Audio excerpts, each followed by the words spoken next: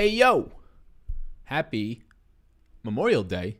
Obvious one. Today's National Smile Day, Macaroon Day, Utah Day. So if you're in Utah right now, you're getting yourself a big old day. How you doing? 2-game slate. So there's no video this morning. Memorial Day, doing some other stuff. And also it's a 2-game slate. So whatever we cover in that, odds are not much is going to change. There's been a little bit of movement today. Daniel Gaffer into the starting lineup for what should be the final game of that series based on how the first 4 games have gone. Boy, oh boy. This Wizards team, I mean, you're looking at the East, right? The 1 versus the 8, usually going to be some sort of a blowout, historically speaking. The Wizards are not a playoff basketball team by any means. Obviously got in for the play-in, props to them, but not by any means. How y'all doing? See a bunch of people were in the chat early today. How you doing? Zeke, real Zeke, Matt in the chat. Christy, dominate all these people. What's up? What's happening? How you feeling? David in the chat, he says, the fellas have been chatting since 5. Damn. Been chatting since 5. I mean, it's not even 5 where I'm at right now. So you've been chatting since the motherfucking future. Had no idea Utah here. Go Jazz. Yeah, National Utah. I believe it's you. Hopefully I didn't just ruin your day. National Utah Day. Yeah, that's one of the national calendar days today. A lot going on. Alrighty. NFL content starts today for me. That released earlier today. We'll have videos during the weekdays and potentially on weekends, but usually during the weekdays. There's a new vibe to them. They're going to be shorter. That one was 14 minutes, and that's going to be on the longer end. New vibe to them. I encourage you to check it out. Some different editing styles for those NFL videos.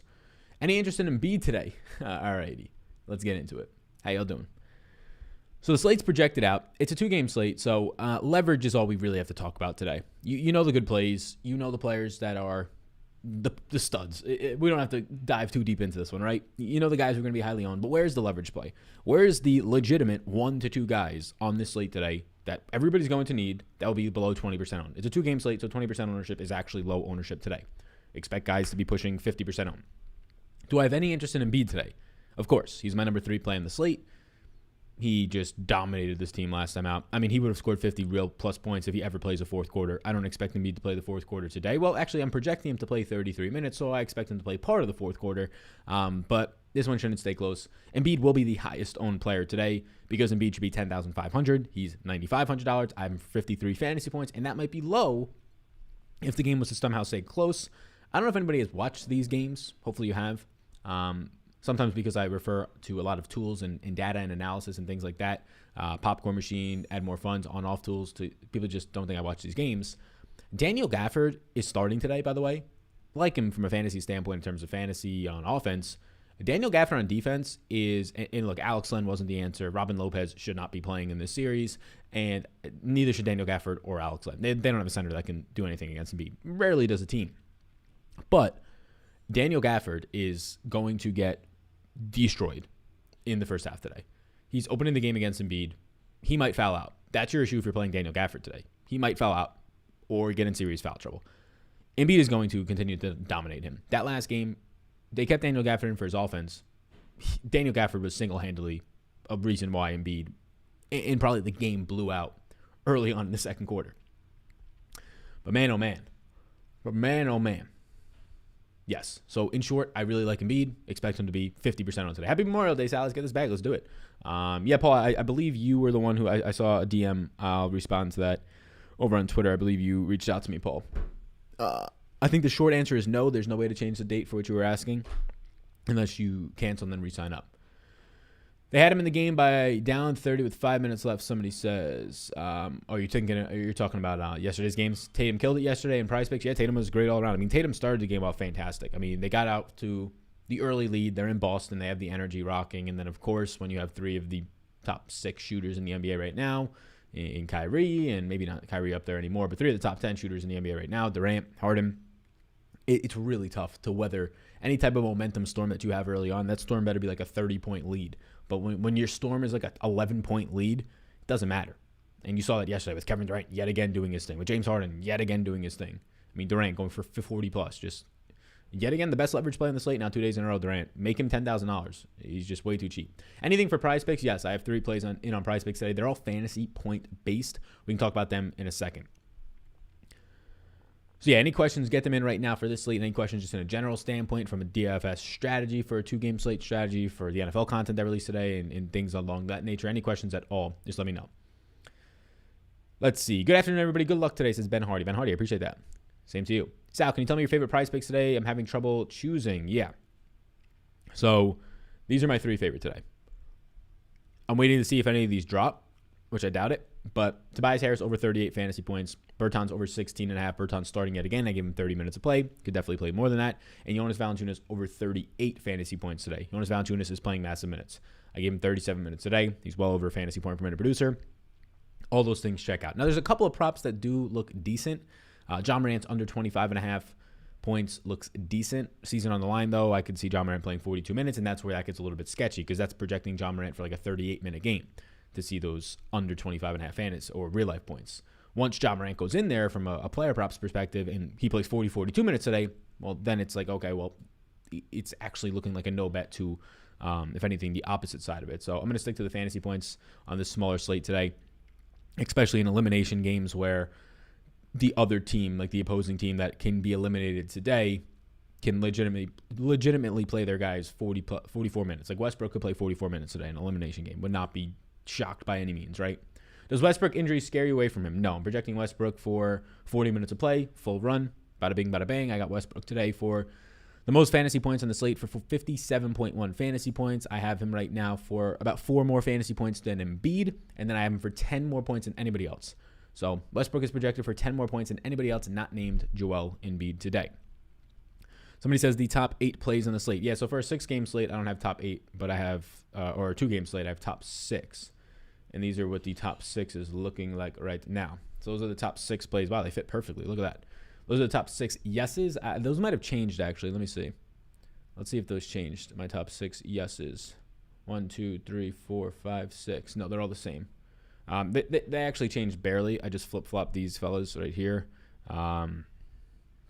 These are the top 6 yeses on the slate today. Now, for a 2-game slate, in a player pool right now on DraftKings or on Patreon, I have 25 players in a player pool, and I have 12 guys that I like as yeses. So those 12 guys are priorities that I'll be trying to get to, and people ask me all the time that are patrons or whatever it might be, are those the guys that you're only playing in your single entry lineups? No, because the salaries sometimes don't always work out. Sometimes they're all the over-owned chalky ones, and you just have to throw in one guy that is going to be in a player pool but not as much of a priority just because he's not a priority for anybody. So you have to try and take your leveraged places. What's good, Sal? What's going on, William? How you doing? Hopefully everybody had a lovely Memorial Day weekend. Gobert or J-Val? J-Val for me today. Jonas Valanciunas is my number 2 overall play in the slate. Gobert currently ranks out as a good play. He's a yes for me. He's my number 7 play today. Aaron Rodgers is the best leverage play tonight. M. Cortez says yes. I think so. There's a decent amount of leverage plays for a 2-game slate. There's just not a lot of plays in general. But if you're just looking at leverage plays today, like Daniel Gafford starting, he'll probably be the best value play today if you're talking overall upside. The foul trouble is a concern. Like Davis Bertans is on the screen at 3,700, but I mean, for value out of Davis Bertans, you're hoping for like 18 fantasy points, right? Inconsistent as a 3-point shooter, relying on the 3 ball. So being a little bit more consistent with his production and now maybe locking into more minutes, Daniel Gafford. But if you're looking at guys who are going to be relatively low on today, Donovan Mitchell played 30 minutes in the last game. I expect Donovan Mitchell, who had a great game last time out, to continue to not be owned, and maybe we see 32 minutes. Maybe we see 33 minutes. I'm giving him 30, but he's going to just have no ownership. On a 2-game slate, Donovan Mitchell will probably be 10% owned, and that's probably correct. But John Morant, I expect to be low on today, 25%. The high-owned players are going to continue to be these Philadelphia 76ers guys, the big 3. I mean, Tobias Harris is still way too cheap at 7,300, dominating the second half of the year, playing fantastic in the postseason. Ben Simmons has played fantastic in this series. For anybody who hates on Ben Simmons, he is insane on the defensive end.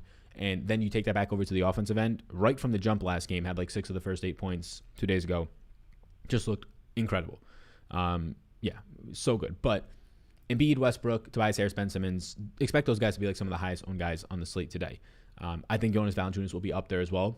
I'm okay taking that, though. I like the ceiling that you got on Jonas Valanciunas. But yeah, I think you're going to find some decent leverage plays.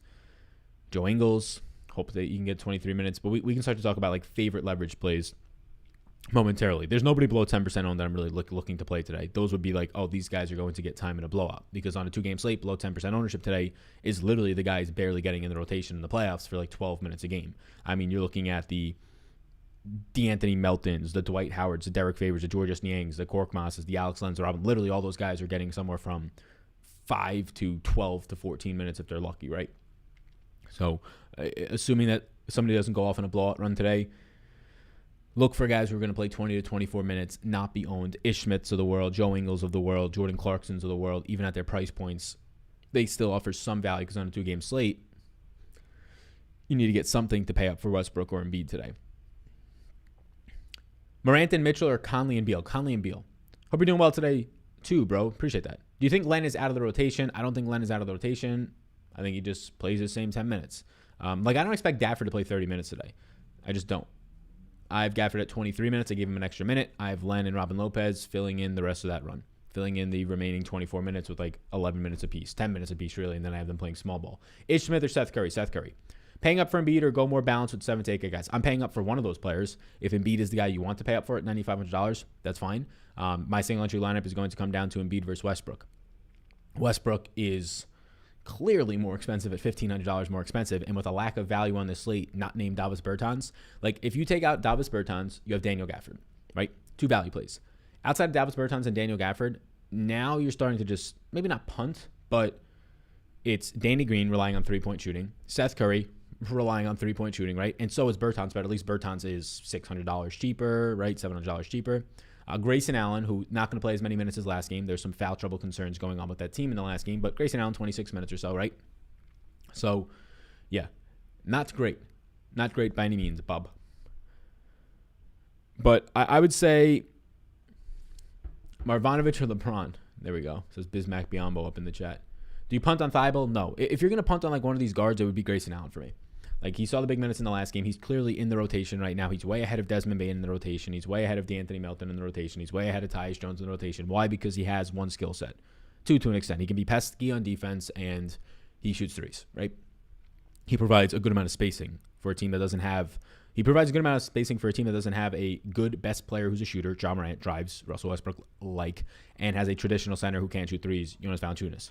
So Grayson Allen, Dylan Brooks, Kyle Anderson, these guys are on the court more because they provide spacing, right? So, yes, Grayson Allen would be the one guy that, if you're asking me today, who would you punt on? A 15% on Grayson Allen, coming off of a 30-minute game. I have him at today. We'll pull up Memphis's minutes. We can probably pull up like all the minutes for today, literally like on one screen. I bet if we did this, the little box, we could. Pretty close.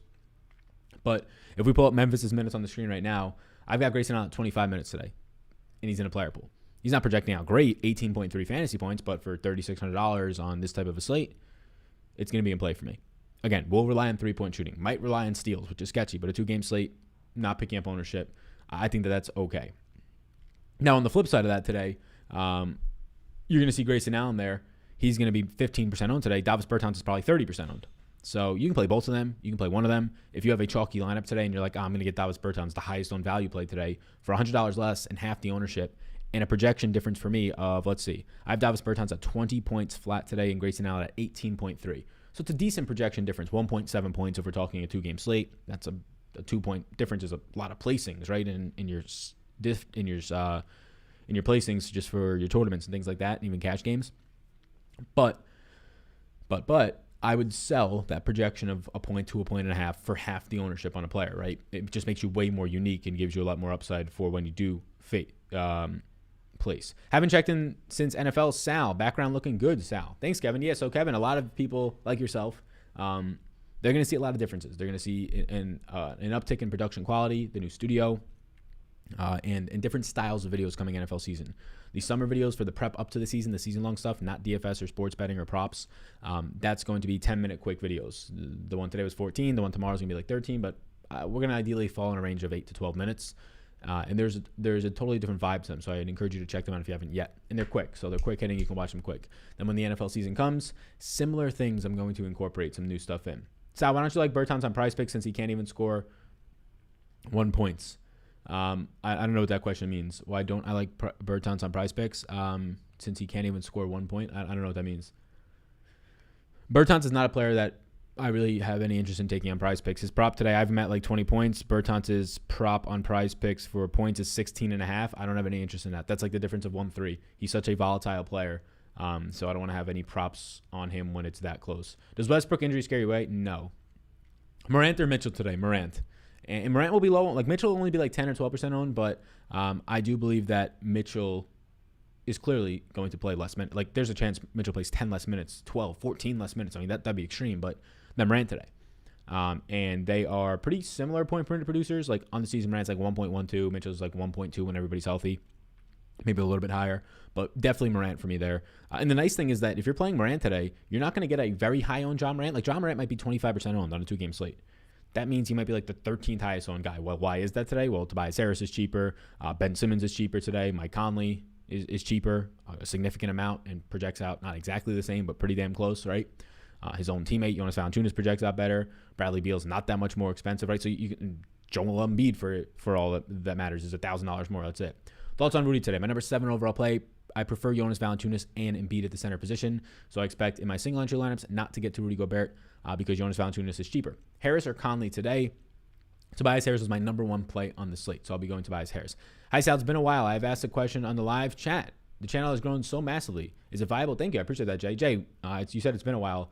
Have you been in? You said grown massively. Literally, we don't grow at all during the NBA season. Very, very small growth during the NBA season. But I assume you're from the NFL season. Is that the case? But he says, is it viable to play 3 players apiece from Utah and Memphis? Yes, on a 2-game slate completely. So you're saying, can I play 6 players from a game on a 2-game slate? 100%. Not only, like the game doesn't even have to go to overtime or be high scoring. It just can happen naturally that way. There's a chance that one of those games does blow out. There's a chance that Memphis or Philadelphia washes the floor with Washington. And it's a balanced approach from Philly, and their starters don't play the final minutes, and Washington continues to play poorly, and nobody really gets there for you. But you can also get 2 guys from Washington still. So maybe you go with Daniel Gaffer for value and Joel Embiid on the opposite side. Yeah, you can definitely play 3 guys from a team. I actually have the optimizer, the Big Energy Optimizer, if you are right now a Patreon. So this is the exposures at the Big Energy Optimizer. If you're a Patreon right now, and if you're not and you want to sign up and you're waiting for the new month because it's the end of the month, if you sign up today, I'll refund you for today's month, of course, and you basically just get today for free if you stay on for next month. So this is the optimizer. You can put in rules and groups and things like that. But when I built out my lineups, I actually put a rule in here that says, give me at most 5 from a team. So I only really want, like in my single entry lineups, normally on any slate bigger than like 3 or 4 games, just like 2 from a team, 3 at most, if there's like a lot of value from a team. On these 3-game slates, I've been putting it at 4. But on a slate like this, I'm okay to get 5 guys from a team. Now, I don't think the optimizer is going to build me out that many lineups with 5 guys from a team, but I'm at least allowing for it. And the reason is it's a 2-game slate, and just like I said, if one of these games blows out or one of them goes to overtime, having 5 guys from a team isn't the worst idea for leverage. Like, it's obviously not the optimal approach. Again, this is not going to give me a lot of lineups like that, but it'll give me some. Let's see where my exposures go early on. So this is where exposures start to go early on. You can see, Grayson Allen, the optimizer, based on my projections, is liking a very good amount right now. So you can see that's happening right there. Let's see if we can put up any random players. Let's see if we can get any random players on the screen right now. Oh, baby. This one, the hot topic of discussion. Let's get Julio Jones on the screen. I was building out his player profile earlier on the NFL draft guide. We'll put him on the screen. A lot of people that come in later on or watch this on the replay and don't get to this point when I'm doing this will be like, what is happening? Why is Julio Jones on the screen? So this is some early on player exposures. It makes a lot of sense. Grayson Allen, clearly I'm going to be leveraged on. Who else in here? Rui Hachimura doesn't feel great. But yeah, you can see I'm lower on Rudy Gobert, as of right now at least. Lower on Rudy Gobert than I clearly am on, I've got like 15% more Jonas Valanciunas and Joel Embiid. But the value pieces on the slate are Davis Bertans and Grayson Allen. You want to go down a little bit more to the 4K range? Okay, Seth Curry, Danny Green start to pop up a little bit more. Daniel Gafford.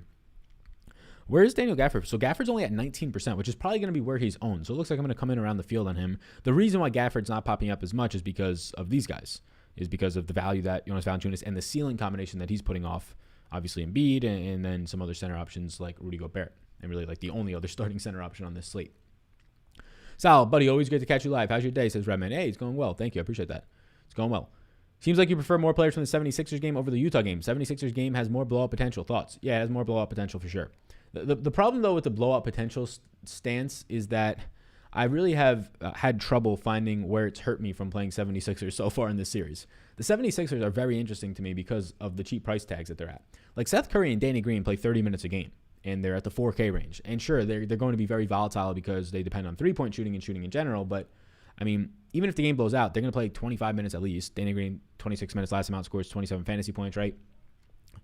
Seth Curry, last amount, 27 minutes, scores 27 fantasy points. And his price point dropped. He went from 4,700 to 4,400. But I'm having a problem like finding a day where these guys have really hurt me so far in the games that have blown out, which is the majority of them.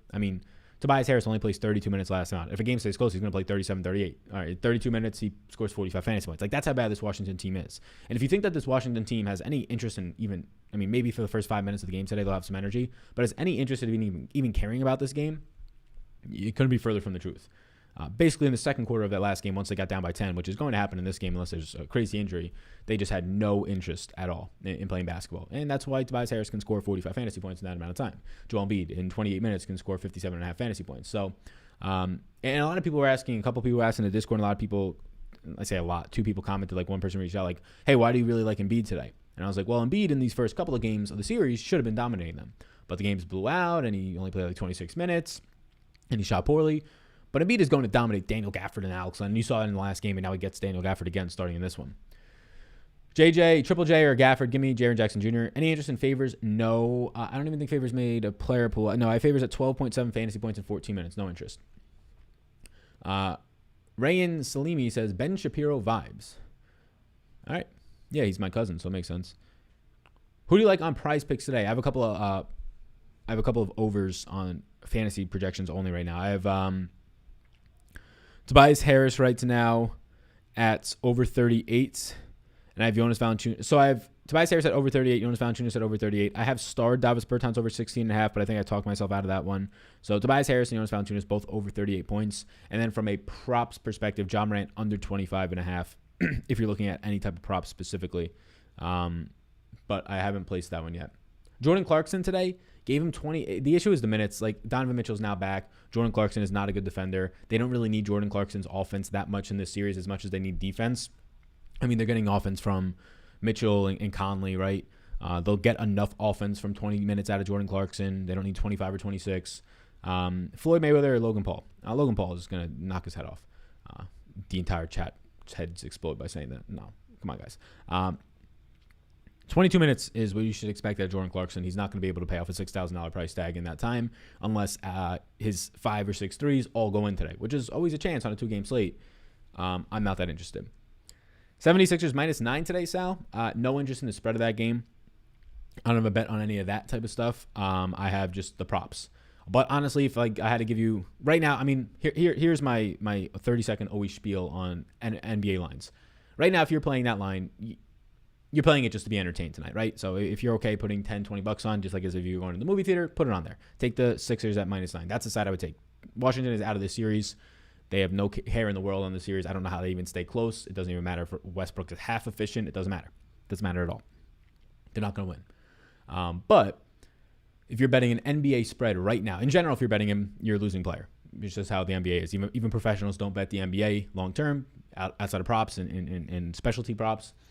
In the lines, they don't bet because the last 10 to 12 years, there's been no actual edge like some other sports. If you're betting it an hour before the game starts, you're definitely a losing player, 40 minutes, because it's like buying high in the stock market. Nothing good can happen at this point. The line is so efficient. 2-game slates kind of stink. There aren't many narratives to create with 2 games. Yeah, I agree. They do kind of stink, but it really brings out leverage.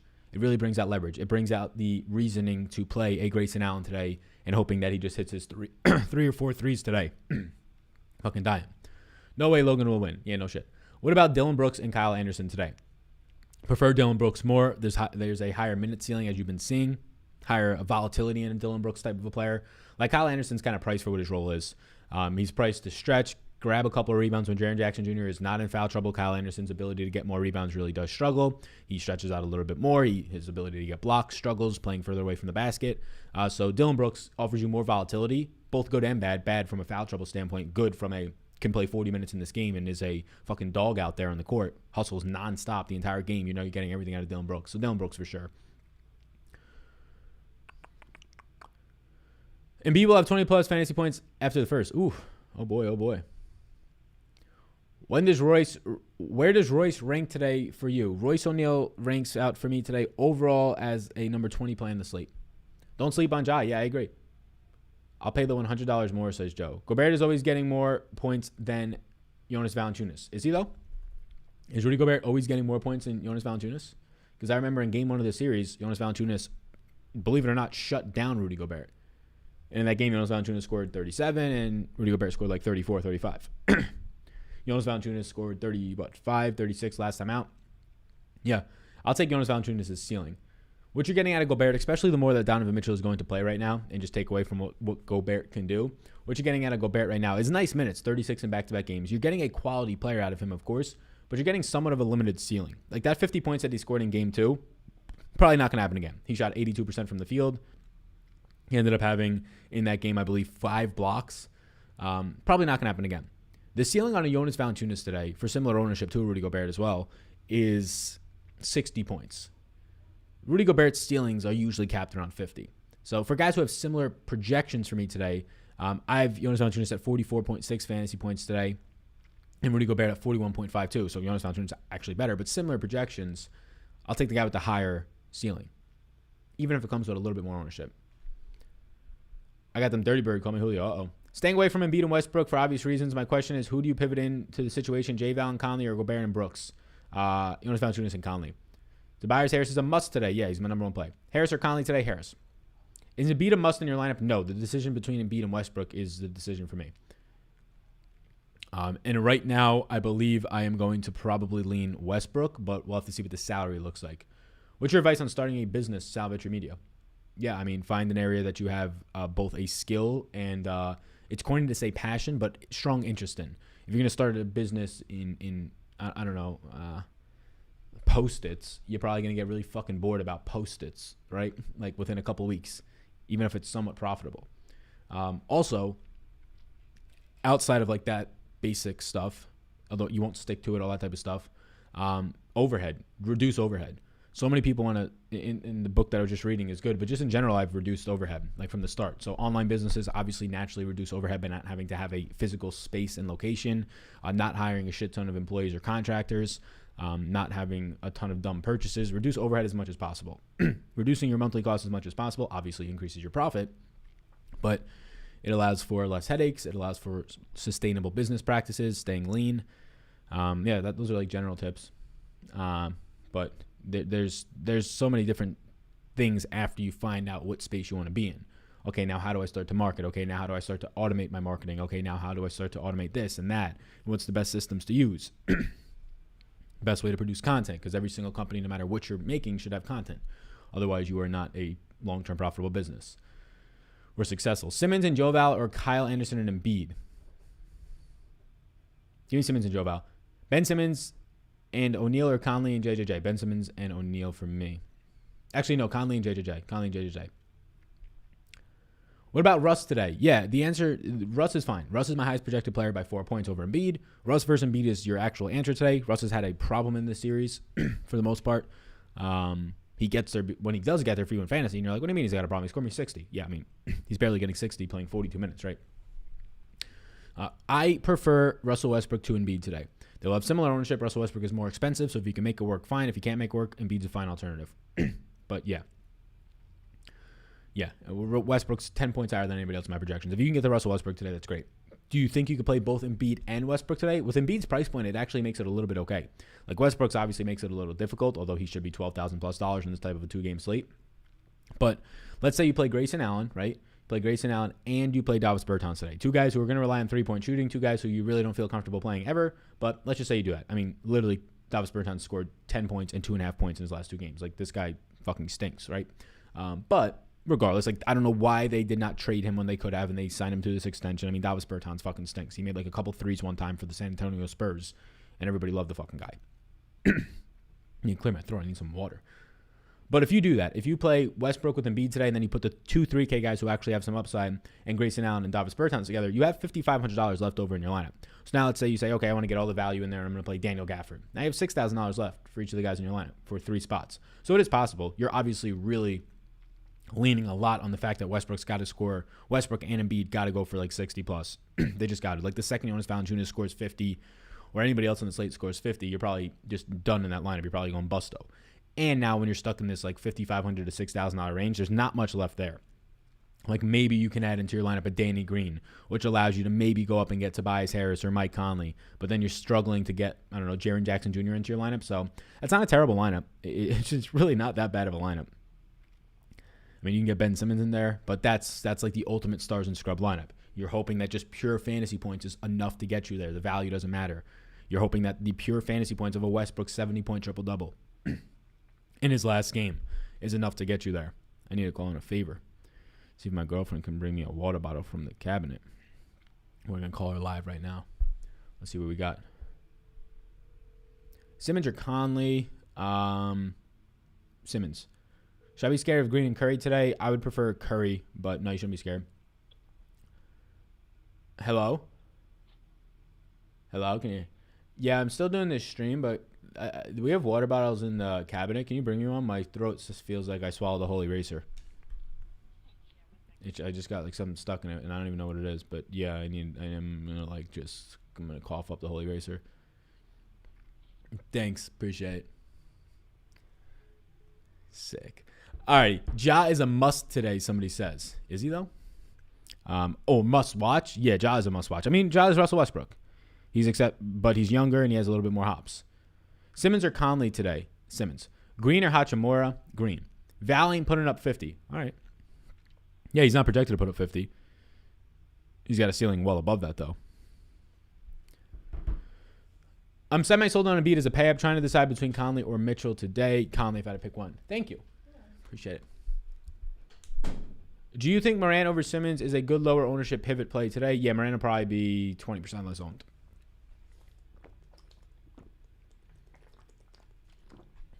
Wow, save the day. Who do you like on SuperDraft today? I'm not playing on SuperDraft today, but I can tell you I projected out. I don't know what the fuck's in my throat. Highest projected play on SuperDrafts is Jonas Valanciunas, Westbrook, Embiid, Ben Simmons, and Morant. In that order. High multiplier guys who look good. Dylan Brooks looks interesting at 1.55x, and Anderson at 1.5x. Somebody says, Sal, you're a cool dude. I appreciate that.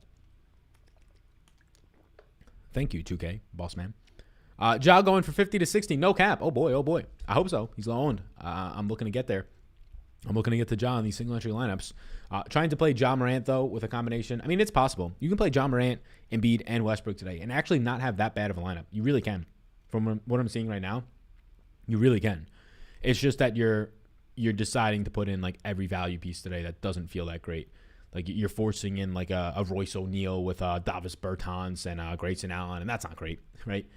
But, yeah, I do think that a combination of Ja plus Embiid or Ja plus Westbrook really gets you this nice balance of, okay, 25% on Ja. Sure, Embiid's 50% owned or close to that 40% owned. Ja does give me this nice little balance here. Dwight Howard, question mark, not for me. Brooks or Kyle Anderson today? Give me Dylan Brooks. Can you play both Curry and Green? Yes, you can play both. Ryan Bender says, Sal, which your girl's at? Perfect alert. Green or Royce today? Green. Brooks or Kyle Anderson? Actually, Green or Royce? I want to put a little bit more thought into that. Green's going to be the more popular play, literally just based on name value. Green might push 30% today. Royce might be 15. Like, there's a chance. And if you're looking at ownership projections, it's probably not going to look this different. But I have Royce O'Neal at 22.8 points today. Let's see. Let's put a little bit more thought. And I have Danny Green at 22. I have them both basically for the same amount of points today. Royce O'Neal is $400 more expensive. I expect Danny Green to pick up more ownership today. But Danny Green might be 10 to 15% more owned for the same amount of fantasy points. If price point doesn't matter, go Royce O'Neal. He'll be lower owned. Just name value alone. Like, average person playing today knows who Danny Green is more so than they know who Royce O'Neal is. Just not even factoring in analysis. And then Royce O'Neal is more expensive? Oh, no. Give me the cheaper Danny Green. The guy who won the championship with the Lakers last year. The guy who was a great three-point shooter that I've heard of from all these past teams, right?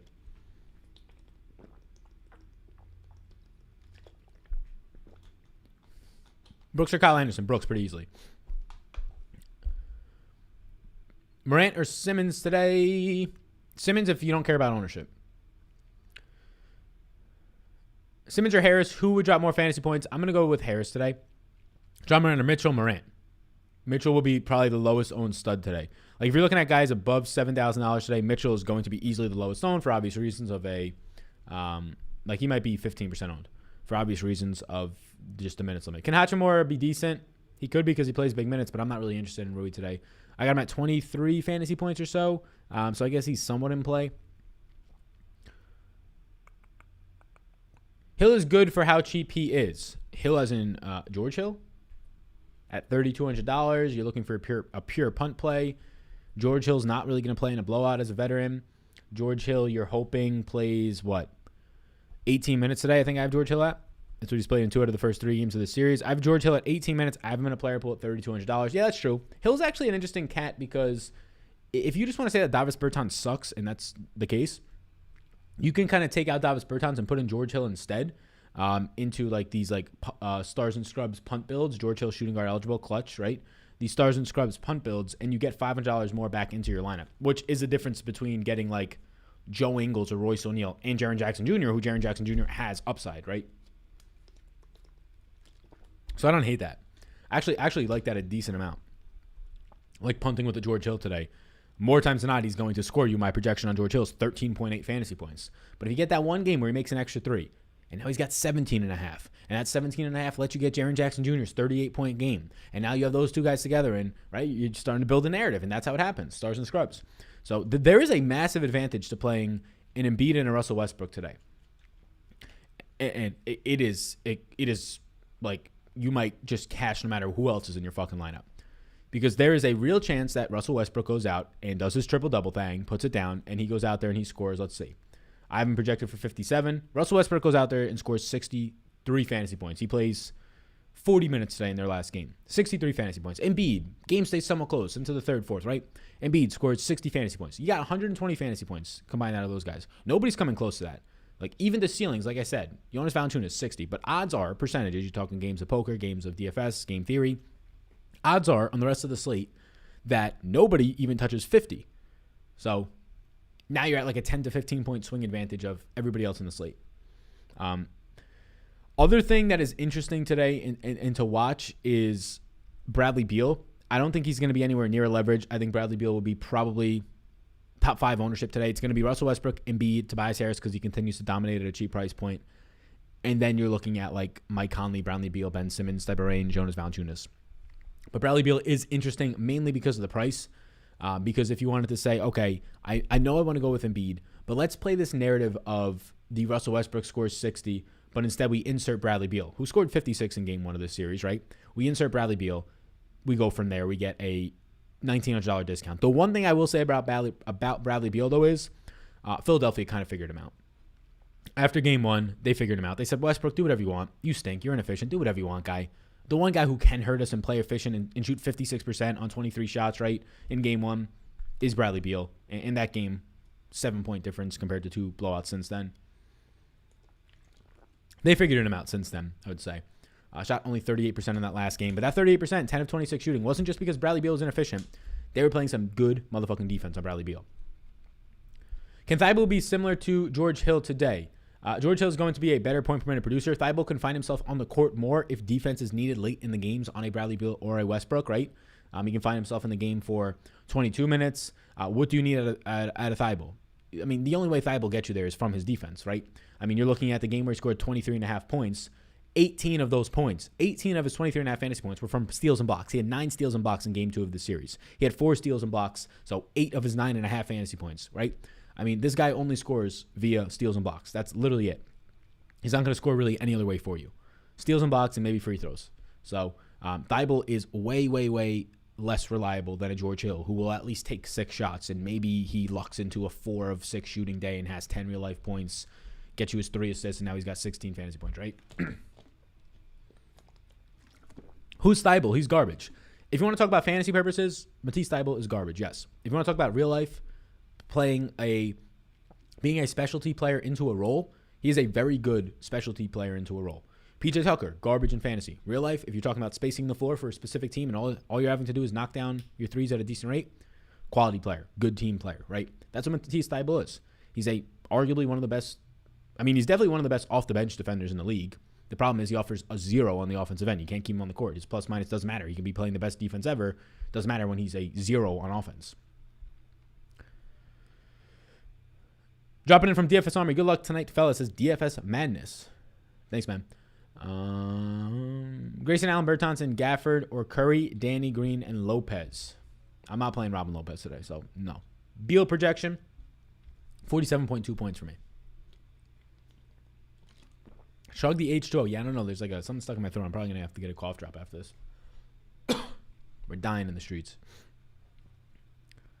Ishmith price is too high, I think. Yeah, I'm not there on Ishmith. John Morant and Conley, or Conley and Beal. So your answer is, so your question is actually John Morant or Beal. which the answer there is easily Beal for me. But, yeah. Conley or Mitchell on SuperDraft, which do you prefer on DK? Conley on both platforms. Can Bane or Tillman do anything as a punt? I have Tillman for 0 minutes today, so no. I do have Bane for 16 minutes today, but the problem is he stinks. So I'd rather take my chances on. Like I have Bane for 10.42 fantasy points at 3,500. You're much better off saving $300 and punting with George Hill, who I projected higher.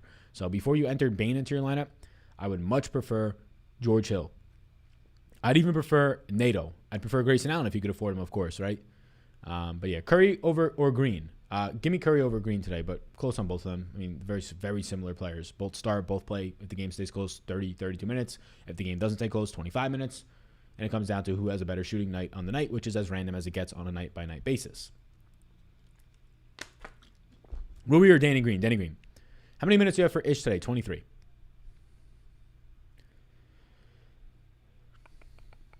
So many people asking about Hill. I'm fading on that. Yeah, I mean, so many people are asking about him, but it's like 6 people, maybe that, in this chat. Like, George Hill today is going to be like 10% owned, maybe 8% owned. And that might sound high, but this is a 2-game slate. Like, if you're not picking up 20% ownership today, you're very under-owned. If you're at 30% ownership, that's average ownership today on a 2-game slate. Like, the 10th highest owned guy today will be 30% owned. So if you're 10% owned, you're massively, massively, massively just, maybe not under-owned is the right word, but just low-owned. Bane or Grayson? Grayson. Kyle Anderson and Embiid or Simmons and Joval?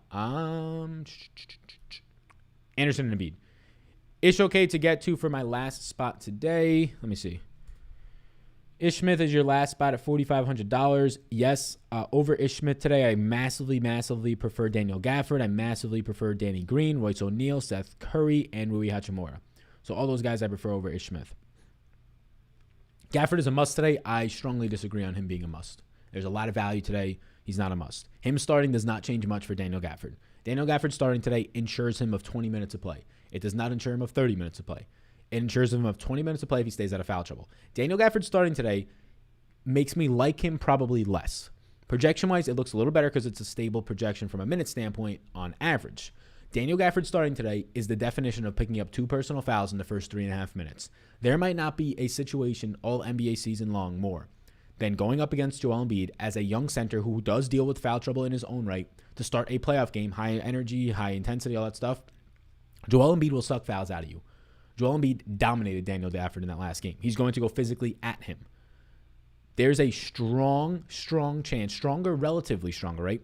The average chance of getting 2 personal fouls in the first 3 minutes in the NBA game, this is towards the top of that list with Daniel Gafford going up against Joel Embiid. And what does that mean? It means that Daniel Gafford checks out and doesn't play the rest of the first quarter. And in the first half has like 8 minutes now or 9 minutes. And now you're hoping he gets back up to 20 or 22 minutes.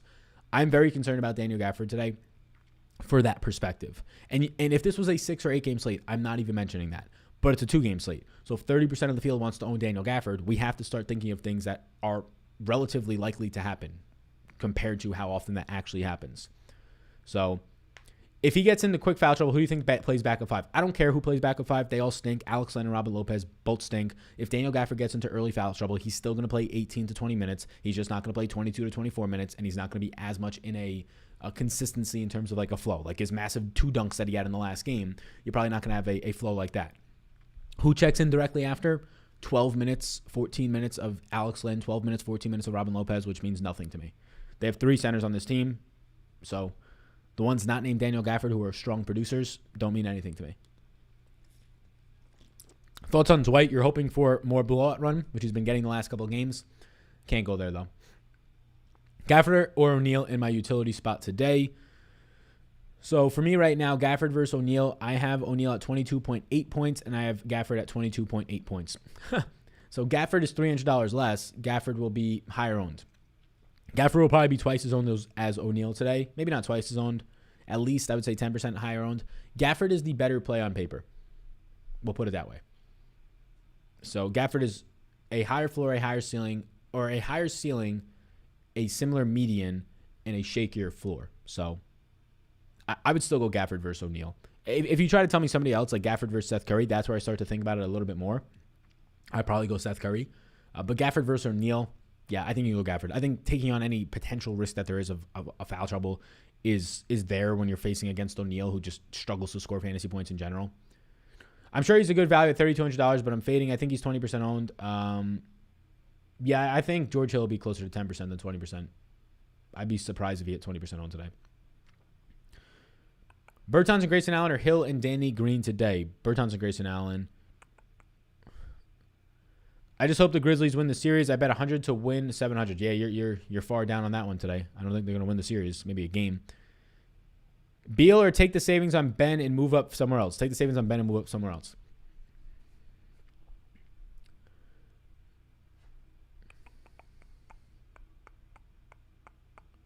Not just this show, Sal. Hill's been discussed a lot on other platforms. Just heard his name 100 times the last 2 hours.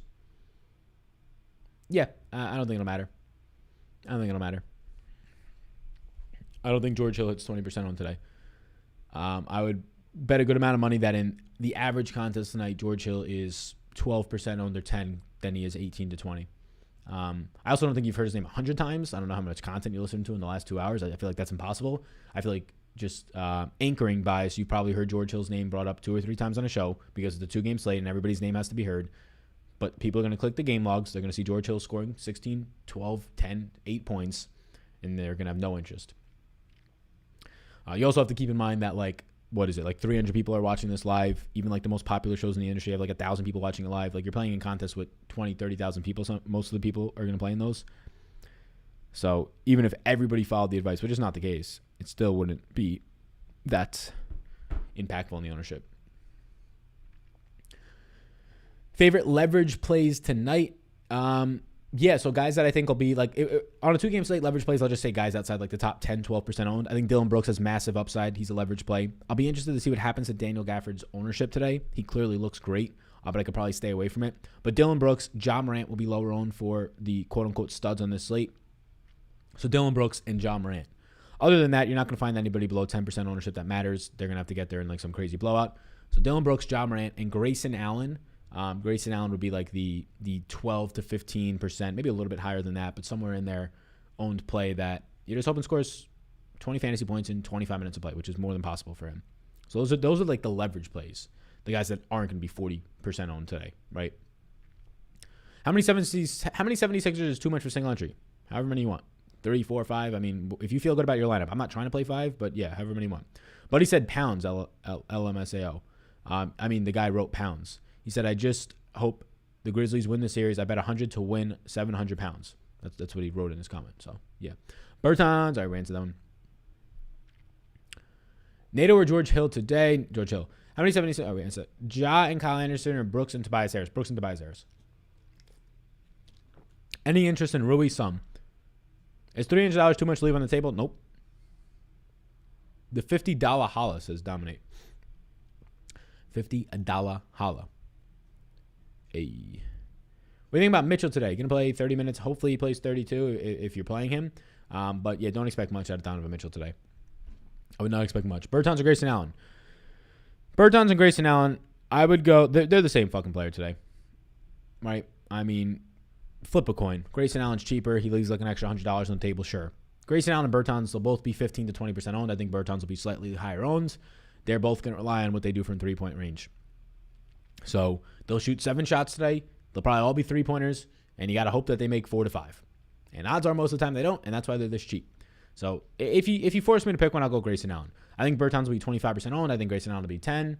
They project out for very similar points for me today. They're similarly priced, so just give me the ownership discount. Drop the link to the sweatshirt. I'd be happy to support the fellas. Household matches my handle. Oh, the madness? Yeah. Yeah, I'll drop the link. Yeah, these are... yeah, if you guys want to check these out, I'll post the link to the websites where you can get these types of hoodies. They're not for like my merch or anything. My girlfriend put this together for mental health. The profits are going towards mental health, not awareness, right? But assistance, so actionable. Awareness is obviously actionable to an extent, but actually assistance, trying to reach people, help them out with either subscriptions towards sites like BetterHelp and therapy and things like that. But yeah, that's what the hoodies are. They're very comfy. They're cool. You can check them out if you're interested, like he was. The hoodie goes with my Broncos gear. Yeah. Did you order one? If not, check it out. Yeah, I like the orange. The orange just pops on camera. I might get the purple one for the same exact reasons. Those colors just pop. You hold any crypto, Sal? I have a crypto punk. I have some Bitcoin, but not really much. The far majority of my money is in Vanguard, target funds, and just like ETFs. the boring stuff, but the boring stuff that will be what I need it to be in 10, 20, 30 years, 40 years, right? So, yeah. Know a good amount about crypto. I'm fine with it. I don't really need to have a large percentage of my net worth in it. 5% or so is okay. Bertans, or how's the punk doing? I have no idea. I went in with 3 other people. I gave my money on whatever the exchange I had to do it through. Coinbase sent it to somebody's wallet and did that. And Nick, BDGE, went through for the purchase. But I have no idea. I haven't looked at it. I probably will never look at it. We got like one of those Meebee things as well. I just wait for the texts. I don't even know how to check the actual price on it. I know it relies on the Ethereum price, which was down, but couldn't tell you. Like when I bought the punk, the goal was to not do anything with it for 20 years. So if I look at it in 20 years and it's worth $0, oh well. Like I don't really care. I put money in there that I'm fine to lose.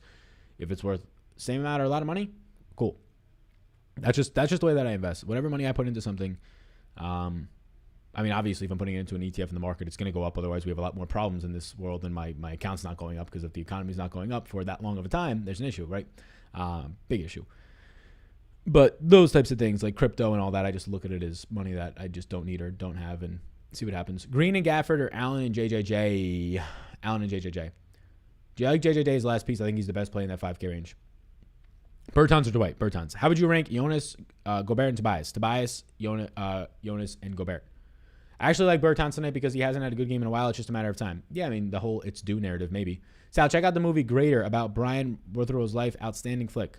Thanks, Derek. Can you give me some sort of background on what it is? Like what area is it in? How do you do that punk agreement with a plight like that? I don't know what the word plight means. And I don't know what you mean by agreement you mean. Professional liability insurance trust. That's what plight means. That doesn't seem like the right thing.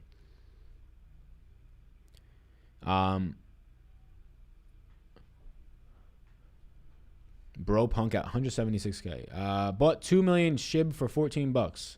Probably going to be nothing, but definitely worth $15 to sit there for a while. Yeah, all the shitcoin type stuff I don't even have a single interest in. It just seems like a waste of my time. Thanks for the help, says Christy. Green and Gafford or Allen and JJJ? Allen and JJJ, no problem. Do you think JJJ or Kyle Anderson today? I'll take JJJ's upside. Bertans or Dwight? Bertans. Simmons, Clarkson, Mitchell, or Simmons, Morant, Brooks? So the actual question there is Clarkson and Mitchell or Morant and Brooks? Morant and Brooks. NFL video was fire today, Sal. Can't wait for NFL. Thank you, Tommy Anderson. Appreciate that. Yeah, if you guys haven't checked out the NFL video, it's a quick 10 or 12, 14-minute video. Check it out. They're going to be coming out daily during the week. Another one's on the way tomorrow. Jonas Valanciunas is going to be massively overowned.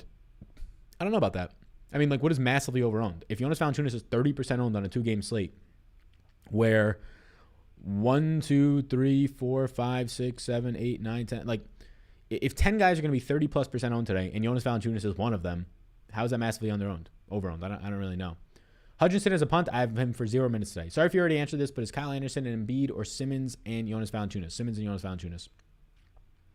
What international days are we celebrating today? International days, I don't know, but just national calendar days outside of Memorial Day is National Smile Day, National Utah Day, National Macaroon Day today. Yeah. Are you okay with Embiid, Simmons, and Harris on the same lineup? Sure. Thoughts on Beal today? Yeah, I would just rather go down to like a lower owned John Moran or Ben Simmons for similar ownership. Like I wish Beal was a leverage play, but he's just not.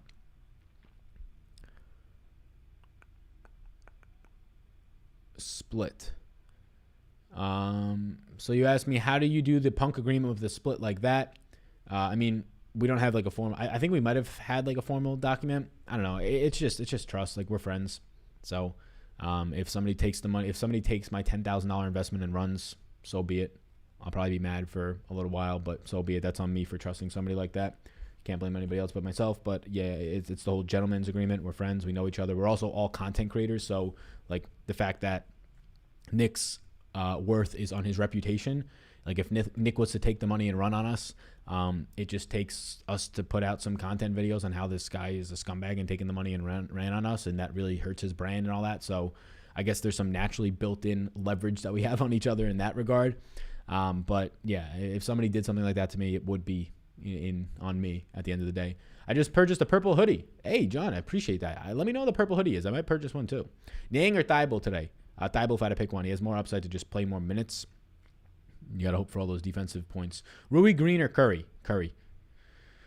Simmons or Conley? Give me Simmons. Wish I did what you did with Top Shot. Big yikes at Salvation. Yeah, I mean, Top Shot, I got in. They gave me two free packs to promote on a stream one day, so I got in at $0. I ran it up to, from those packs and a couple more, I ran it up to like $3,000, and then I sold it all because I wasn't like every other one of your content creators that you like on Twitter or on YouTube and all this shit saying, I'm long-term. This was the quote. I don't know who said long-term bullish on Top Shots first, but everybody in the world was long-term bullish on Top Shots, and maybe you still are, right? We're not in the long-term yet. We're very much so in the short-term. But everybody was saying they're long-term bullish. Nobody wanted to recognize the fact that this was a insane hyper bubble, right? They're not letting people take their money out. Everybody's at home, glued to their phones with stimulus checks. They're not letting you take your money out of the site. They weren't. There was no way to withdraw for months. Everybody's got this free money from the government. Everybody's at home on their phone. Oh, everybody's popping off on Twitter about this Top Shots thing. I couldn't even imagine a bigger bubble about to pop. So yeah, sell all that shit quick as fuck. That's what I was saying. I was like, I'm selling everything the second I get it. Oh, this card's worth 80, selling that because this shit, this Daniel Gaffer card is literally worth $0 in like a year. So I'm sorry if you were listening to people on Top Shot telling you, oh, this is gonna keep going and this is the greatest thing ever. Put money into it and all this stuff. Shit, I mean that was a bubble. I mean now if you want to buy, sure, and hope that the market rebounds, but damn, brutal. What do you think about Rudy today? I like Jonas Valanciunas more. But Rudy's fine. He's my number 7 overall play. George Hill. Yeah, he's the best cheap punt. Morant or Mitchell? Morant. Maxey or Nato? Nato. Any other questions? Val or Rudy today? Jonas Valanciunas for me. Alrighty, gang. Get your final questions and I'm about to bounce. George Hill or Thibault today? I'll take George Hill. Take the flyer on him. Like, subscribe before you go. Another NFL video dropping tomorrow. We'll have a video tomorrow morning for a 3-game slate. I think it's a 3-game slate tomorrow. Now there's some sweeps happening. Actually, maybe it's not. But we'll start to have some videos in the morning for the NBA while these rounds are still going on. But NFL content will drop the afternoons, live streams later on. So like, subscribe, do those things. Tomorrow's the first day of June, so no better time to sign up for Patreon than tomorrow. What you doing. And if you want to tail, especially if you're somebody right now in New York, if you want to tail, because you now have illegal betting as of this has been the first full week. If you want to tail the props that I have in today, I currently have in Tobias Harris. So these are the two that I place. I'm thinking on the Davis Bertans ones, but I'd rather play them in fantasy. Tobias Harris over 38 fantasy points. Jonas Valanciunas over 38. Use the code SAL when you sign up, and they'll double your money up to $100 Rooskies over on Prize Picks. So you get a double your money match, free money match. It's just taking props over unders. I also like the under John Morant 25.5. The reason I'm not going hard on the John Morant one is because I like him as a leverage play in DFS. So I don't want to put so much money on the under in one spot and then hope he doesn't go over that, even though that'll benefit me on a DFS single entry lineup, right? So it's somewhat of a hedge, but it's also not like the wisest thing. I'm not trying to fully hedge myself out of my positions tonight, if you will. So you want to use that code SAL on Prize Picks. You can check it out. You can get the props there for a bunch of different sports, not just NBA. Code SAL gets you that double your money bonus up to $100 Rooskies. All right. Final questions are in. Rudy and Simmons or Embiid and Kyle Anderson? I will go with Rudy and Simmons. Simmons, Clarkson, Mitchell, or Simmons, Morant, Brooks? Yeah, we answered that one earlier. The answer on that one to me goes to the Morant and Brooks side. Thanks. No problem. Number 1 overall play today is Tobias Harris for me. Somebody said I still made money. Nice. I'll wait for it to go back up a little, then cash out. Yeah, I don't know if that's going to happen.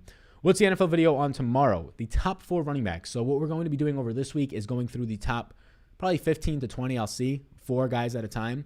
It's about a 12, 13-minute video, top 4 running backs this year. And it's not just the chalk. I'm not just going down the rankings like every other guy in this space and saying, Dalvin Cook, number 2. McCaffrey, number 1 is obvious. Dalvin Cook, number 2. Saquon, number 2, right?